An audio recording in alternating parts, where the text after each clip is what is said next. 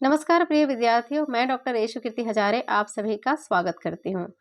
इस चैनल के माध्यम से हम हिंदी साहित्य को विस्तार से समझ रहे हैं। तो आइए चलते आज हम बीए भाग तृतीय वर्ष को समझते हैं, जिसका प्रश्न पत्र है द्वितीय प्रश्न पत्र हिंदी साहित्य को हम समझते हैं। हिंदी साहित्य के इतिहास को आपको देखना है, जिसके हम इसमें आदिकाल की परिस्थितियों को हम देख रहे हैं। आदिकाल के अंतर्गत कैसा साहित्य था, कैसा नामकरण हुआ है, ये सब हम देख चुके हैं। फिर भी हमने ये सब चीज़ों को और भी वीडियो अलग से नामकरण का मैं करवा दूंगी, जिसमें हम अभी फिलहाल हम बात करेंगे हिंदी साहित्य का इतिहास। हिंदी साहित्य का इतिहास के अगर बारे में बात करें तो आचार्य रामचंद्र शुक्ल यहाँ पे कहते हैं कि साहित्य को समाज की चित्रवृत्तियों का प्रतिबिंब माना जाता है, और वही साहित्य वहाँ की जनता की चित्रवृत्तियों का संचित प्रतिबिंब होता है। तब वह निश्चित है कि जनता की चित्रवृत्तियों के परिवर्तन के साथ साथ साहित्य का स्वरूप भी बदलता है। अर्थात कह सकते हैं हम यहाँ पे कि जो परिस्थितियां हैं समाज में साहित्य को लेकर, तो समाज में जिस प्रकार की चित्रवृत्तियां हैं, लोगों की जो सोच है, उसका प्रतिबिंब हमें साहित्य में दिखाई देता है। समाज की चित्रवृत्तियां यानी समाज में अलग अलग लोग रहते हैं, उनकी जो चित्रवृत्तियां हैं, जो वो सोच करते हैं, वो सब समाज में रहती है। तो वो साहित्य को यहाँ पे साहित्य में वो प्रतिबिंब दिखाई देता है। उनकी स्थापना यहाँ पे अगर हम बात करें तो साहित्य वहाँ की जनता की चित्रवृत्तियों का संक्षिप्त प्रतिबिंब होता है, और जो उनकी सोच होती है उनको हम साहित्य के माध्यम से उनको देखते हैं, तो एक प्रतिबिंब होता है। और वह निश्चित है कि जनता की चित्रवृत्तियों के परिवर्तन के साथ साथ साहित्य में भी परिवर्तन होता है, इनके स्वरूप में भी परिवर्तन होता चलता है। जैसे जैसे जनता सोचती है उसी का साहित्य में हम उनकी चित्रवृत्तियों का परिवर्तन के साथ साथ साहित्य में भी स्वरूप में भी परिवर्तन देखते हैं। आदि से अंत तक इन्हीं चित्रवृत्तियों की परंपरा को हम देखते हैं, और साहित्य परंपरा के साथ उसका सामंजस्य दिखाना भी आवश्यक है। इसलिए यहाँ पे दिखाना जो हम चाहते हैं वो साहित्य का इतिहास कहलाता है। तो हम पहले तो जो भी सोच है उसको हम देख रहे हैं, जनता क्या सोचती है, कैसा उसका व्यवहार है, क्या वो कर रहे हैं, वो सारा का सारा साहित्य में भी कहीं ना कहीं उसका प्रतिबिंब नजर आता है। तो हम संसार के विभिन्न विभिन्न देशों में अलग अलग भाषाएं बोली जाती है, जिसको देखते हैं। प्रत्येक साहित्य अपने देश की प्रचलित भाषा का साहित्य उसी के हिसाब से सृजन करता है, और अनादिकाल से लेकर आज हम आधुनिक काल तक भी देखते हैं, तो सारी जो भाषाएं हैं अपने अपने भाषाओं के माध्यम से ये साहित्य की रचना करते हैं। हिंदी साहित्य की उत्पत्ति के अगर बारे में बात करें तो 10वीं शताब्दी में मानी जाती है, और इस समय 7वीं और 8वीं शताब्दी में जो रचनाएं लिख रही थी वो अधिकांश अपभ्रंश थी। तो हमने देखा है कि यहाँ पे अमीर खुसरो विद्यापति की रचनाएं जो है दिखाई देती हैं। तो हम पहले तो आज हम साहित्य को पढ़ रहे हैं, परिस्थितियाँ क्या थी इस समय की परिस्थितियाँ, युगीन परिस्थितियाँ। तो आइए चलते हैं, अब हम परिस्थितियों को समझते हैं, आदिकाल की परिस्थितियाँ, युग की परिस्थितियाँ। तो पहला हम देख रहे हैं कि राजनीतिक परिस्थितियाँ क्या थी, कैसे थी।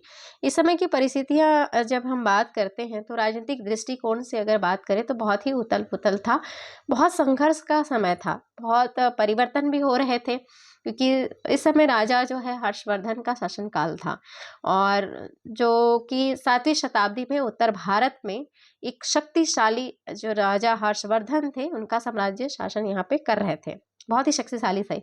और इस समय भारत के जो पश्चिम की सीमा पर क्या होता है कि उत्तर में ये तो कार्य कर रहे हैं और साम्राज्य कर रहे हैं, लेकिन भारत के पश्चिम की ओर से विदेशी आक्रमण होने शुरू हो जाते हैं, और निरंतर आक्रमण हो रहे हैं, जिसका सामना जो है हर्षवर्धन को करना पड़ रहा था।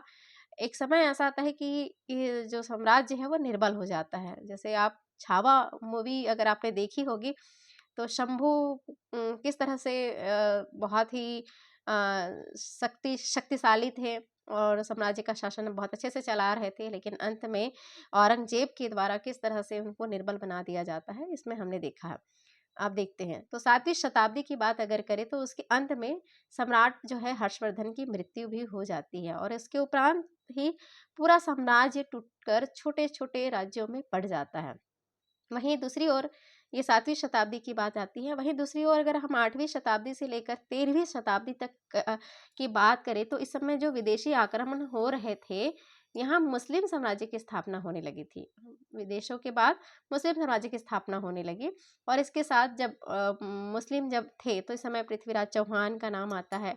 आप देखेंगे कन्नौज इनका नाम आएगा, कन्नौज, नरेश जयचंद, गहरवार, महोबा नरेश, परमदेव देव जैसे शक्तिशाली राजा ये आपस में लड़ रहे थे।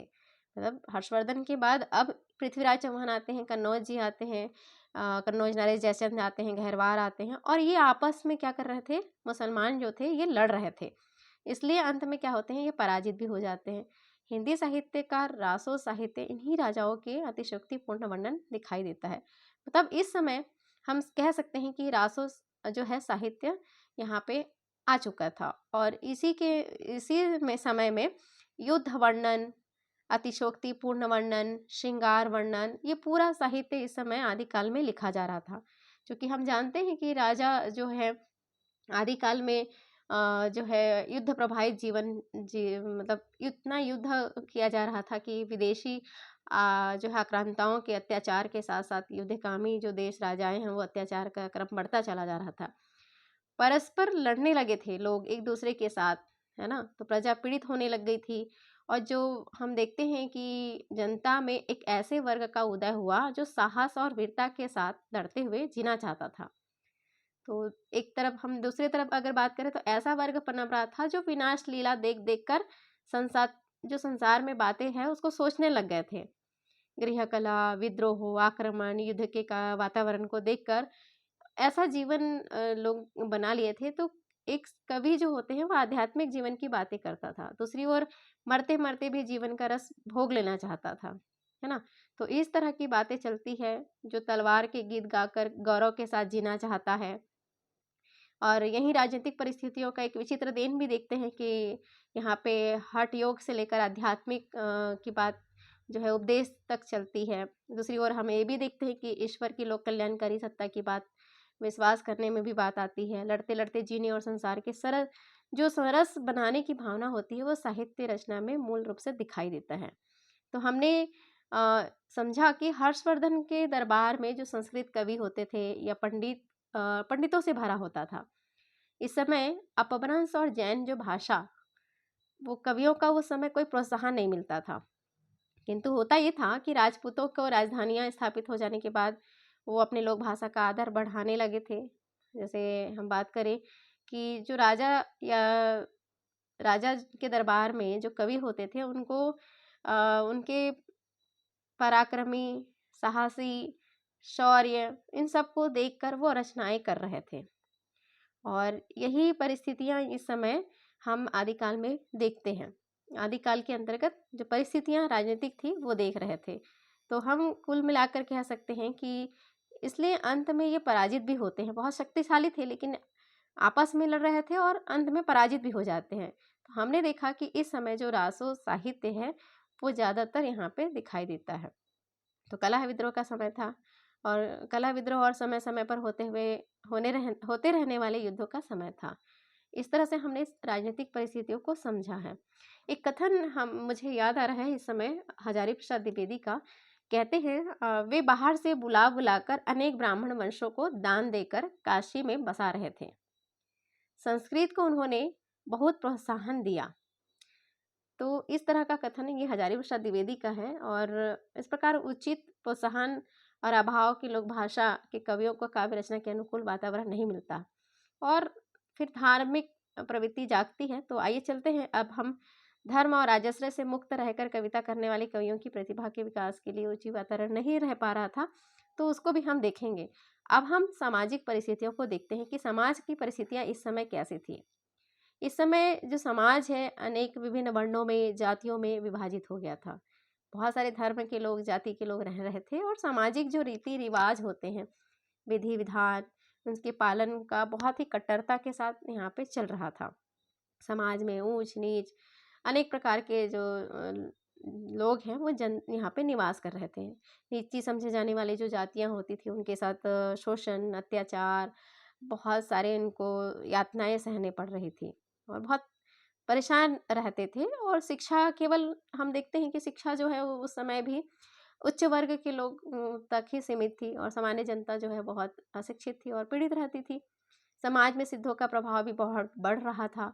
इस समय सिद्ध साहित्य का भी प्रभाव मतलब बढ़ रहा था। हमने देखा कि जो सिद्ध साहित्य है इस समय किस तरह से साहित्य मतलब धर्म को लेकर साहित्य यहाँ पे प्रचार प्रसार कर रहा था। ये 8वीं शताब्दी के आते आते बौद्ध धर्म क्या हो जाता है, विकृत हो जाता है। वज्रयानी संप्रदाय के रूप में ये भारत में व्यापक रूप से फैलने लगता है। तो इस संप्रदाय के अनुयायी को हम सिद्ध कहते हैं, है ना। तो इसमें हम देखेंगे कि ये एक तरह से सिद्धों को इस युग का पहला विद्रोही कवि भी माना जाता है। तो यहाँ पे हमने देखा कि समाज में जो नारियाँ उसकी उनकी स्थिति भी बहुत अच्छी नहीं थी, दयनीय स्थिति थी। मतलब उनको हम कह सकते हैं कि उनका अपहरण किया जाता था और उनको अपहरण करके उनको क्रय विक्रय के लिए लगा दिया जाता था और नारी भोग्य की वस्तु मान लिया जाता था। इस तरह की उनकी जीवन में परिस्थितियाँ समाज में इस तरह का यहाँ पे चल रहा था। सब कुछ मतलब इस रूप में उनको स्वीकार किया जा रहा था, ठीक है। तो हमने अब समझा कि समाज की स्थितियाँ खूब अच्छी नहीं थी। चूँकि हमने देखा कि यहाँ पे हम कह सकते हैं कि परिस्थितियाँ बहुत अच्छी भी नहीं थी। और हम अब अगला पढ़ते हैं, धार्मिक परिस्थितियों को देखते हैं। धार्मिक परिस्थितियाँ इस समय क्या थी? तो इस समय हमने कहा कि इसके पहले अगर हम बात करें तो जो बौद्ध धर्म और जैन धर्म, जैसे अपभ्रंश के बारे में हम बात कर रहे थे, तो यहाँ पे 3 धर्म प्रधान थे, हिंदू धर्म, जैन धर्म और बौद्ध धर्म यहाँ पे थे, ठीक है। अब हम बात करेंगे जैन और बौद्ध धर्म के अनुयायी जो है परंपरागत हिंदू धर्म के विरोध करते थे, क्योंकि यहाँ पे आप देखेंगे जैन धर्म या बौद्ध धर्म के जो भी रहेंगे वो हिंदू धर्म का हमेशा यहाँ पे विरोध कर रहे थे उस समय। बौद्ध धर्म में विकृत होकर एक विविध प्रकार के भोग प्रधान विलास में तांत्रिक साधना में विभाजित हो गया था। जैसे कि मैंने बताया कि यहाँ पे जो इनका था वज्रयानी वज्रयानी की ओर बढ़ गए थे, अलग विकृत होकर उन्होंने अपना सन्यासी और तांत्रिक साधनों की बाढ़ सी आ गई थी। जैन धर्म एक इस समय विकृत से दूर था, परंतु जैनियों ने भी क्या किया था, गृह त्याग कर सन्यासी बन गए। और आप जानते हैं कि ये साध्वी बन जाते हैं, है ना। और जैन कवि साधक प्राचीन हिंदू पौराणिक कथाओं को जैन धर्म दृष्टिकोण से लिखते हैं। यहाँ पे आपको समझाना चाहूँगी कि जब हम रासो साहित्य या राज साहित्य पढ़ेंगे तो जैन जो कवि हैं वो अपना धर्म का प्रचार प्रसार करने के लिए साहित्य का सहारा ले रहे थे। और हिंदू पौराणिक जो कथाएं हैं, हिंदू के जो भी पौराणिक कथाएं आएंगे उनको जैन धर्म के दृष्टिकोण से लिखते थे, और जिनमें राम सीता आदि अंत में जैन धर्म स्वीकार कर लेते थे। यानी आप शायद यहाँ पे समझ पा रहे होंगे कि इस समय धार्मिक जो अशांति है वो इस काल में बाहरी धर्म जो है इस्लाम का प्रवेश हो चुका था। और इनका भी इस्लाम का प्रवेश भी हो गया था, लेकिन कम महत्व नहीं रखता था। अशिक्षित जनता के सामने अनेक धार्मिक राहें बनते जा रही थी, किंतु राह दिखाने के लिए कोई लोग ईमानदार नहीं थे। बौद्ध सन्यासी जो है अपने यौगिक चमत्कारों का प्रभाव दिखा रहे थे एक तरफ, वैदिक और पौराणिक मतों का समर्थक खंडन मंडन भी चल रहा था यहाँ पे। तथा जैन धर्म जो है पौराणिक आख्यानों को नए ढंग से गढ़कर जनता की आस्थाओं का नया प्रभाव जमा रहा था। यानी जिसको हम कह रहे हैं कि हिंदू धर्म की जो पौराणिक कथाएं हैं ना, उसको लेकर जैन धर्म पौराणिक आख्यानों को नए ढंग से गढ़कर जनता की आस्थाओं का नया प्रभाव जमा रहा था। वहीं वैष्णव की धार्मिक कथाएं भी होती है जो जैन कथाएं बनती जा रही थी। नास्तिकता आस्तिकता का आवरण यहाँ पे पूरा जनता भ्रांति में बन गया था। एक तरफ वैष्णव के राम और कृष्ण जिन्होंने पौरुष में विश्वास करके युद्ध को भी धर्म का अंग सिद्ध किया था, एक तरफ जैन धर्म की दीक्षा लेते दिखाए जाने लगे थे। उधर बौद्धों का वामाचार जैन आश्रम ये सब चल रहा था। कुल में मिलाकर अगर कहें कि विभिन्न धर्मों के मूल रूप से ये लुप्त हो चला गया था। और धर्म में एक तरफ अद्वैतवाद का प्रचार प्रसार जो है उत्तर भारत में, चूंकि हम जानते हैं भक्ति जो है कहाँ से आई, उत्तर से, उत्तर दक्षिण की ओर से आई। तो अद्वैतवाद का प्रचार प्रसार बहुत ज़्यादा उत्तर भारत में चल रहा था। और यहीं रामानुजाचार्य, निम्बार्काचार्य, ये आप देख रहे हैं कि मध्वाचार्य, शंकराचार्य, ये सब धर्म विचारक का उदय उस समय हो चुका था। और जब धर्म और ईश्वर की नई नई व्याख्या, ये जो आचार्य थे वो धर्म और ईश्वर की नई नई व्याख्या का हिंदू धर्म का परिष्कार कर रहे थे और वैष्णव भक्ति का एक नया द्वार खोल रहे थे।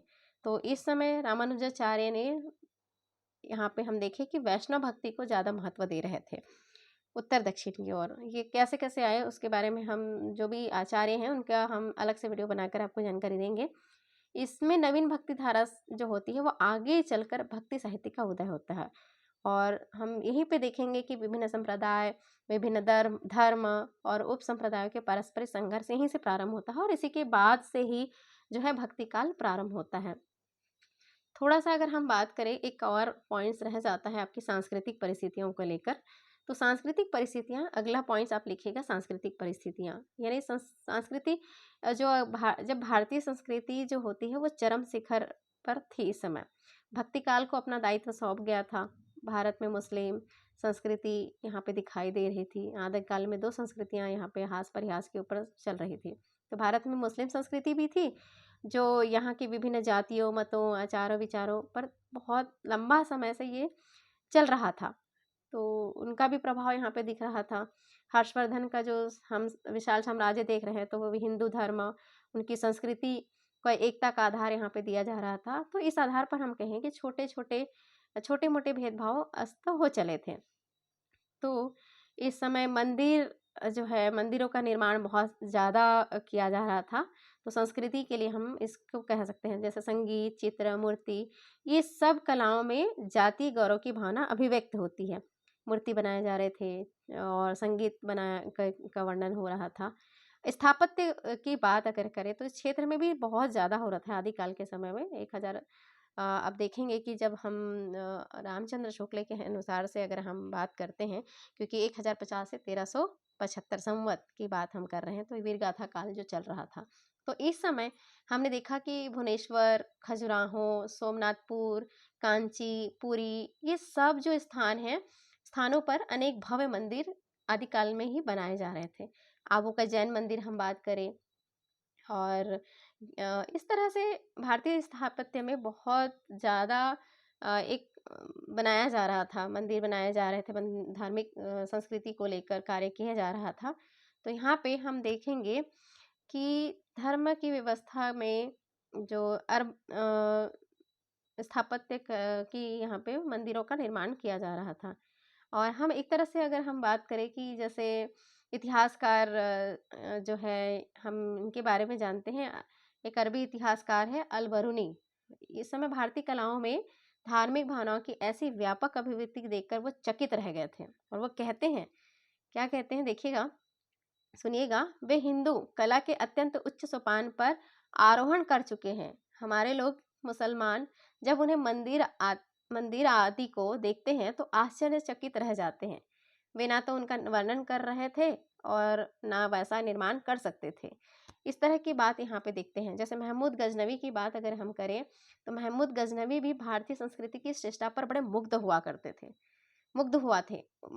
गए थे और शास्त्रों, कलाओं, इन सब को देखकर जो है उनको एक उस समय तत्कालीन जो जीवन था उसके लिए वो ईर्ष्या का विषय बन गया था।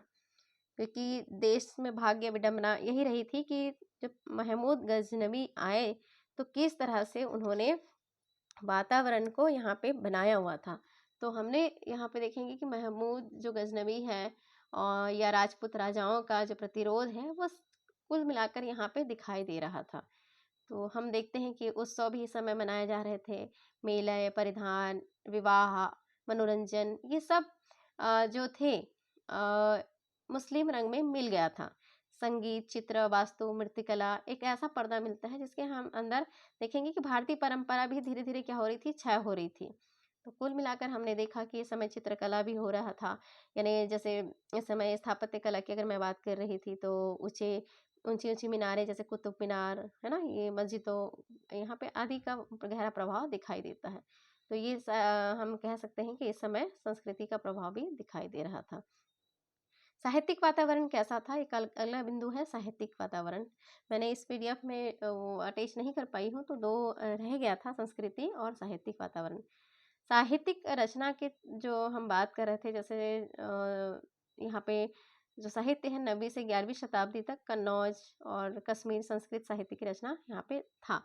तो इस समय हम देखेंगे कि भारतीय साहित्यकार जो है कवि भी पाए जा रहे थे, आचार्य भी पाए जा रहे थे, नाटककार भी पाए जा रहे थे, लेखक भी पाए जा रहे थे। तो भारतीय साहित्य का अंतर्गत हम जैसे आनंदवर्धन, अभिनव गुप्त, कुंतक, क्षेमेंद्र, राजशेखर, श्रीहर्ष, जयदेव आदि यहाँ पे हम देखेंगे कि ऐसा यहाँ पे साहित्य ये लिख रहे थे उस समय, जो कि संस्कृत के अतिरिक्त प्राकृत, अपभ्रंश ये सब श्रेष्ठ साहित्य इस समय लिखा जा रहा था और संस्कृत में पुराणों को नए रूपों में प्रस्तुत किया जा रहा था। अपनी रचनाओं के लिए उन्होंने प्राकृत, अपभ्रंश के साथ पुरानी हिंदी को भी माध्यम बनाया। तो इस तरह से हम देखते हैं कि साहित्य में यहाँ पे सिद्धों ने अपभ्रंश के साथ लोक भाषा हिंदी की रचनाओं का भी प्रयोग करते हैं। संस्कृत की कवियों एवं लेखकों का तत्कालीन परिस्थितियां भी यहाँ पे अधिक प्रभावित नहीं रही, लेकिन काव्य और शास्त्र के विनोद में भी अपना रचनात्मक प्रतिभा का प्रयोग ये कर रहे थे। तो हम कुल मिलाकर कहें कि प्राकृत, अपभ्रंश के जो कवि हैं, लेखक हैं, वो धर्म प्रचार में लगे हुए थे।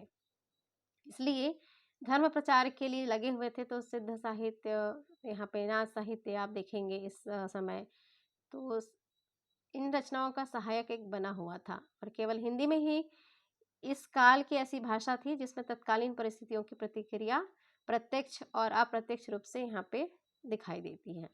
तो हमने आज जो परिस्थितियाँ हैं, युगीन परिस्थितियाँ, राजनीतिक परिस्थितियाँ, सामाजिक परिस्थितियाँ, धार्मिक परिस्थितियाँ, सांस्कृतिक परिस्थितियाँ और साहित्यिक परिस्थितियाँ को समझा है।